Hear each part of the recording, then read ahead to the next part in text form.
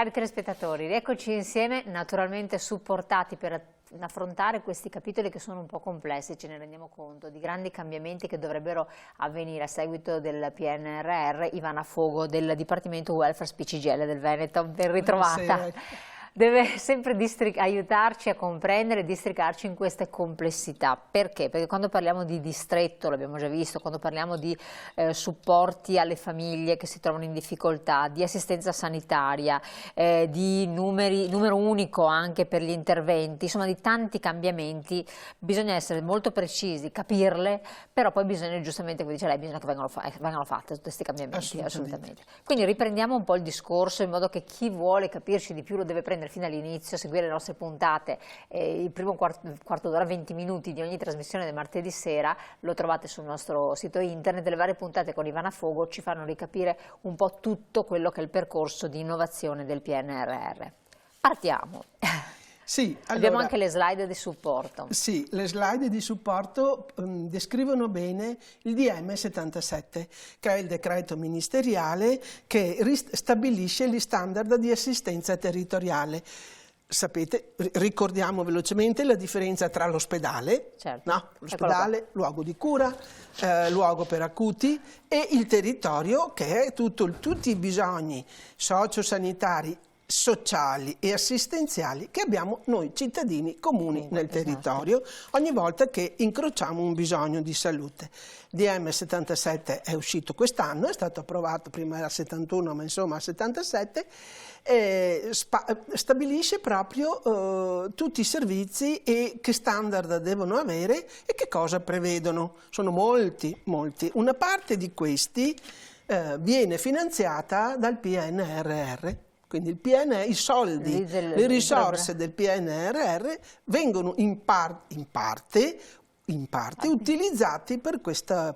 Ma ricordiamolo, non per il personale. Non per... allora, voi sapete che il PNRR sono tanti soldi, sono tanti miliardi che arrivano, è suddiviso in 6 missioni. Noi qui parliamo della missione che si occupa della salute, che prevede 15 rotti miliardi per tutta Italia naturalmente, e questi soldi servono proprio per stanziare le strutture che vedremo nella prossima slide, ma le strutture fisiche. Eccole qua. Ecco, queste, vedete, ecco, oggi parleremo di quei 3 capitoli che hanno il quadratino giallo intorno, certo. Ma lì non ci sono strutture fondamentalmente, diciamo che qui si parla soprattutto di personale e questo non viene finanziato dai soldi del PNRR, quindi qua che è un po' la spina sul fianco. È lo Stato che deve fare la sua parte importante,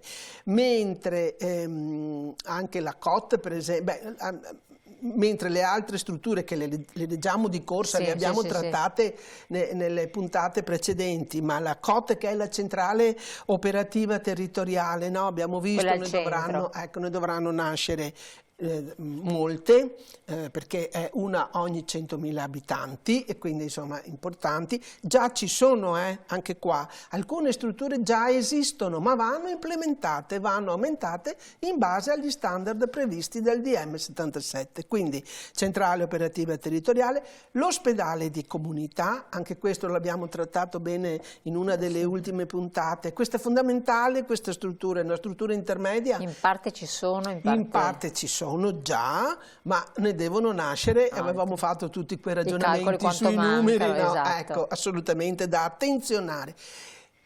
Altre strutture fondamentali, la casa di comunità, quelle hub che stanno aperte H24 7 giorni su 7, quelle SPOC invece 12 ore al giorno, 5 giorni a settimana il sabato, e sono l'evoluzione delle medicine di gruppo, sia quelle integrate che quelle no, medicine di gruppo e basta, che già esistono, ripeto, in Veneto, ma non così tante come previste dal DM.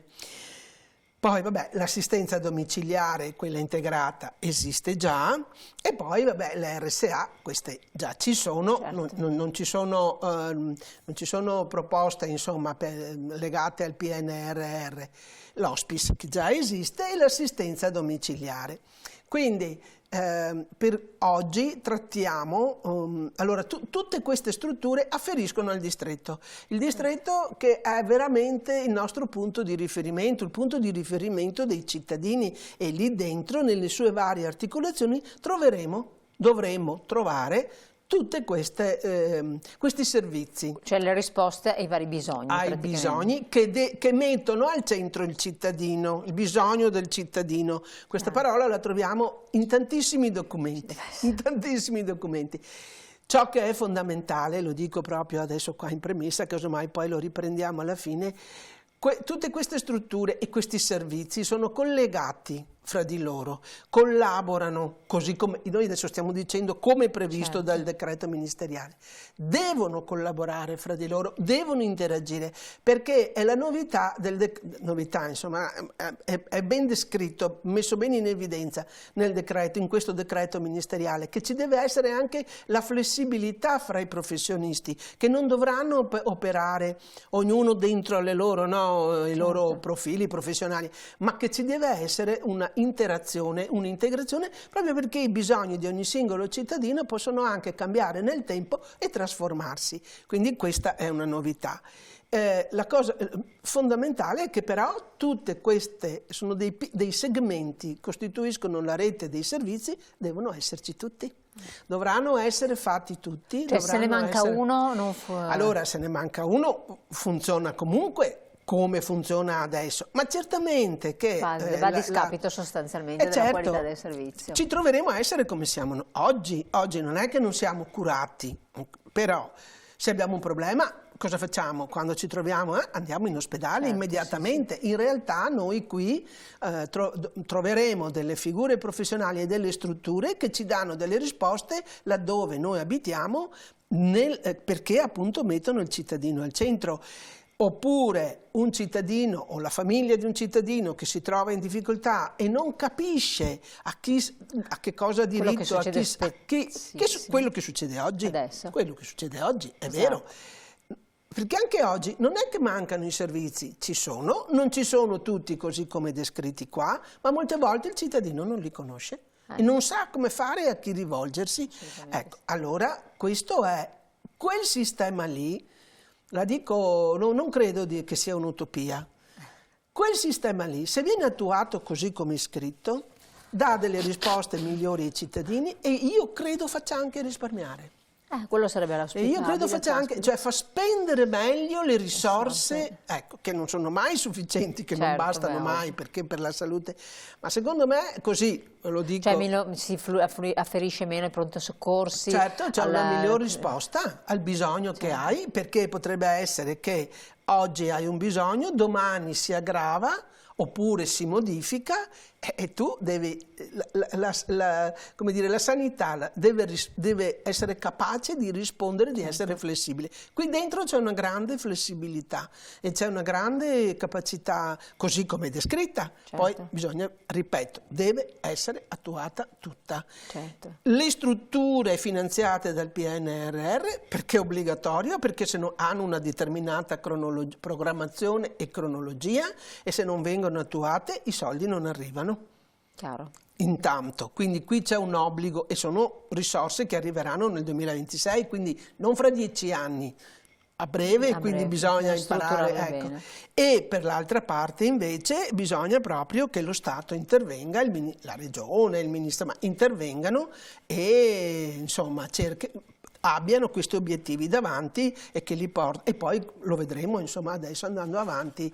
Di che cosa sto parlando? Perché detta così sembra una mia affermazione, ma adesso noi troveremo i numeri che la supportano. Adesso lo vediamo, infatti, eccolo qua. Partiamo subito, ne abbiamo parlato altre volte. Numero europeo armonizzato. Sì, questo è un nuovo numero, una nuova centrale operativa che ha questo numero 116-117 che si va ad aggiungere agli altri numeri importantissimi. Quindi restano anche quelli. Assolutamente, che sono il 118, però capiamo bene, 118 emergenza, urgenza, ecco, 116-117 risponde, lo vediamo ben descritto lì, risponde ai bisogni di bassa intensità e quindi non urgenti. non gravi. Non è ancora operativo, No, magari nessuno si segni questo numero. Non è ancora operativo, non lo è ancora. Sarà un servizio telefonico gratuito, attivo 24 ore su 24, 7 giorni su 7. Gli standard prevedono, lo vedete scritto, una centrale operativa ogni 1 o 2 milioni di abitanti, quindi per il Veneto sarà da un minimo di 2 a un massimo di 4, perché noi siamo 4 Certo, milioni e 800 abitanti, no? Però bisogna anche qui formare le persone. Certamente, sì, assolutamente, qui vanno, perché qui potrà telefonare chiunque, non è più a disposizione solo dei servizi, ma qui potrà telefonare anche il singolo cittadino. Ma chiedendo già un consulto telefonico? Allora, questo numero, adesso vedremo, perché poi dovranno fare anche i regolamenti e si vedrà. Certo. Ma ripeto, se uno ha un dubbio e non ha trovato, perché poi ci sono anche altre, no? Le altre strutture a cui rivolgersi, io dico sempre a chi mi chiede, se tu hai un dubbio e non sai cosa fare, il medico di base è sempre il medico di medicina generale, è sempre la prima porta. A meno che non sia una cosa urgente, per cui chiami il 118 o ti rivolgi in ospedale. Ma qui stiamo parlando soprattutto di problemi legati soprattutto agli anziani, alla non autosufficienza. Allora qui stiamo parlando di cronicità, patologie croniche, e quindi tu hai bisogno di un supporto di varia natura, sia assistenziale, socioassistenziale, ma anche sociale. Allora il primo interlocutore è il medico di medicina generale, ma casomai non si riuscisse a parlare per varie ragioni che le abbiamo anche qua affrontate, no? La carenza, ecco, il distretto. Quello è il distretto, già oggi deve essere il nostro punto di riferimento. Io mi sono resa conto che moltissime persone non lo conoscono, e se hanno un problema, ma legato magari a una mamma anziana, se hanno bisogno per esempio chiedere qualche informazione sulle case di riposo. Ma il distretto dove si trova? Anch'io ti sono ignorante. Ci sono dappertutto nelle nostre e ha un numero telefonico? Hanno numeri telefonici, basta adesso. Capisco che magari le persone anziane non sono abituate, no? Certo. Ecco. Di solito è il medico di base che dà gli indirizzi, indirizza. Ma insomma, se uno ha voglia di capire come fare, basta andare nei siti delle varie ULSS, si trova tutto oggi, tutto. Numero di telefono, si telefona e si chiede informazioni, distretti, perché durante il periodo della pandemia erano luoghi chiusi, si entrava solo su appuntamento, per ovvie ragioni. Ma oggi insomma uno va lì, fa un po' di fila e trova insomma la risposta. Certo, non può essere così. Tutto questo sistema serve proprio per indirizzare la persona. Ecco. Quindi, dicevo, questo numero invece europeo, uno al limite può anche telefonare, perché quando sarà attivo, perché gli operatori che saranno formati opportunamente saranno o sanitari o anche tecnico-amministrativi, perché delle volte puoi avere anche un bisogno, e loro trasferiranno la chiamata in quel momento al servizio di cui tu hai bisogno, perché saranno collegati con tutte le strutture.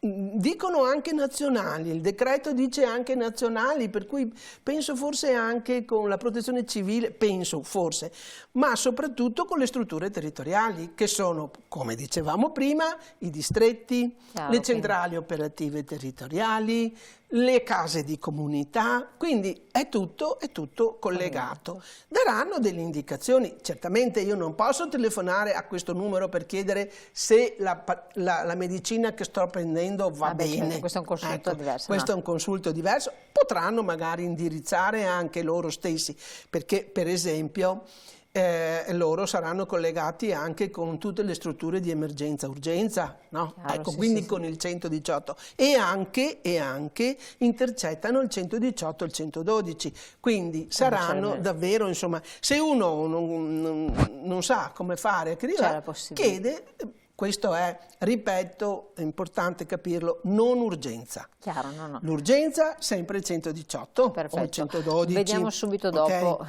Lì poi c'erano anche vabbè, l'abbiamo già detto, insomma si raccordano con tutte le strutture e quindi insomma c'erano tutti i loro interventi. È una novità questa, è un numero che è stato creato creato da delle decisioni prese dalla Commissione europea, per questo si chiama numero europeo armonizzato, già nel 2007 e poi è stato anche deciso come le linee guida, diciamo, nel 2009, sempre dall'Europa, e poi in Italia con l'accordo Stato-Regioni. Perfetto, andiamo con lo successivo, che ho paura che non ce la facciamo a spiegare tutto. Andiamo avanti, ecco sì, dopo della centrale operativa c'è l'unità, è un nome bruttissimo, però invece UCA.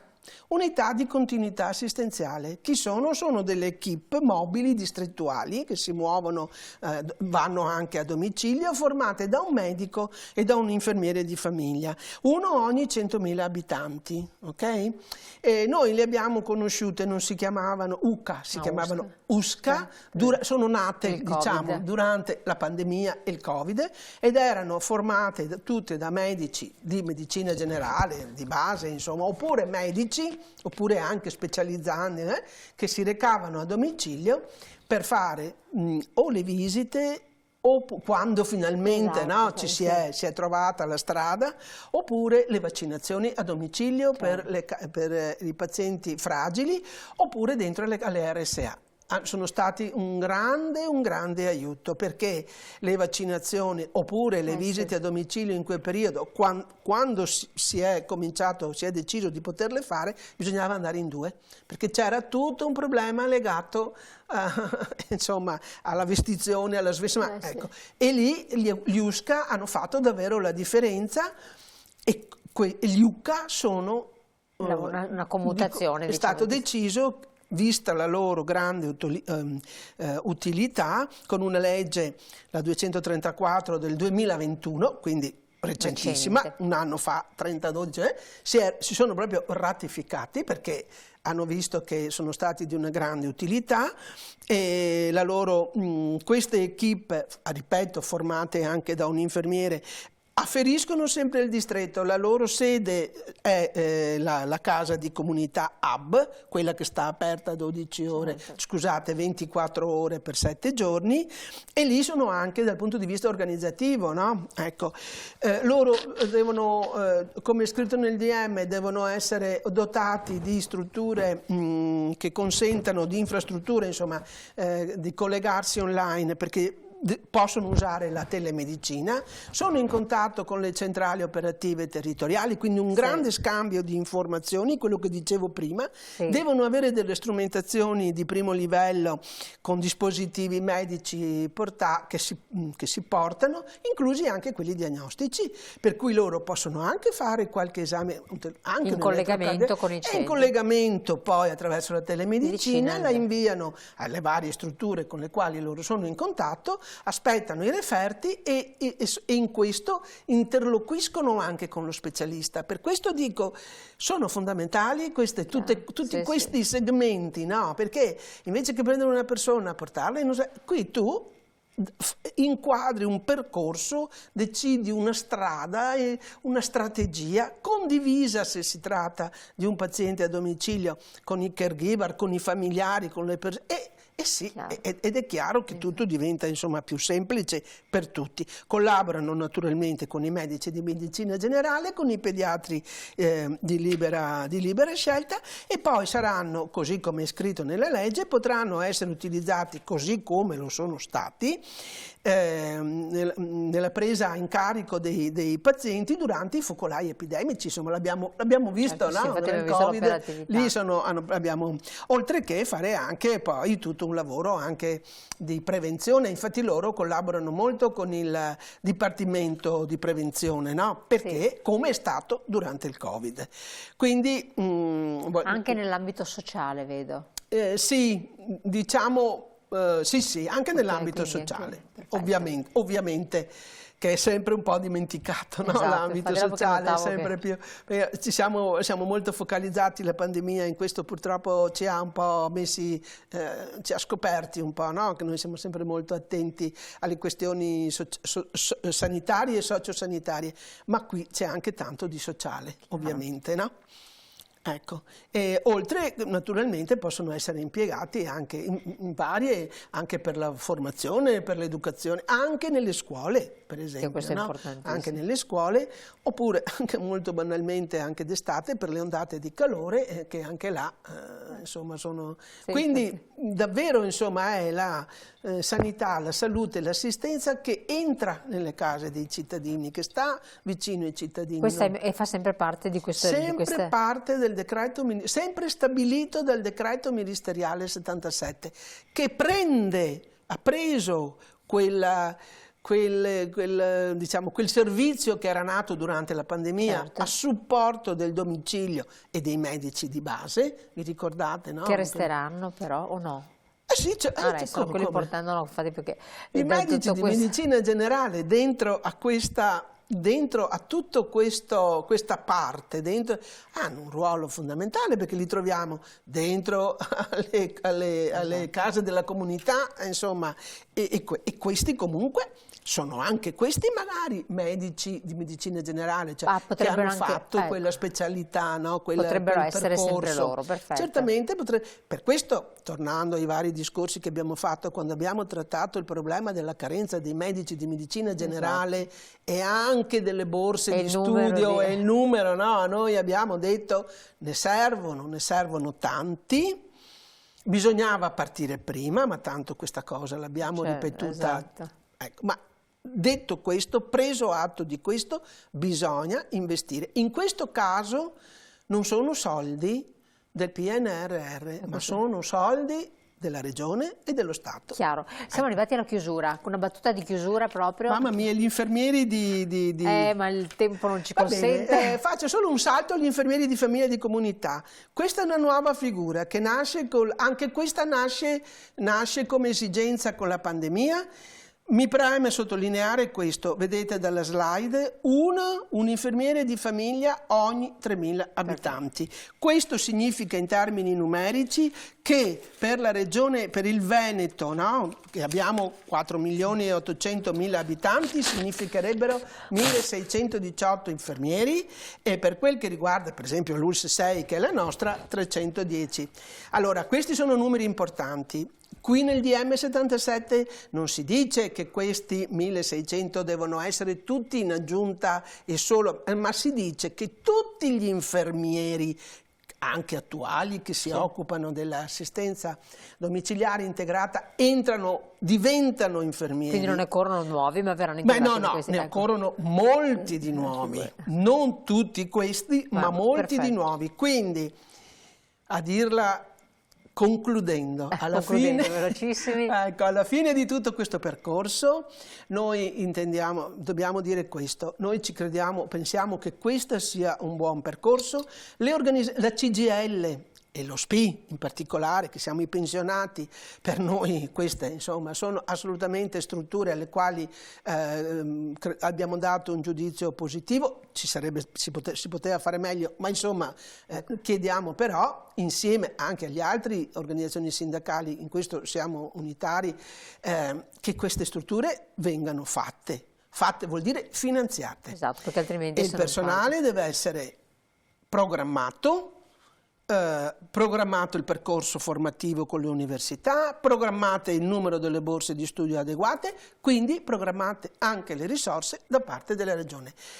Se mancano questi tasselli, questa è un'occasione troppo importante, il PNRR davvero ci dà un'opportunità Bisogna quindi grande. Che assolutamente le istituzioni provvedano. Assolutamente, ecco. Noi vigileremo perché allora Ivana Fogo, avvenga. grazie di questa spiegazione, sono cose complesse ma a forza di parlarne si comprenderanno sempre di più. Io naturalmente ringrazio i nostri telespettatori, vi lascio subito alla pubblicità, poi ritorniamo in studio perché continuano le nostre interviste nella trasmissione, tra poco.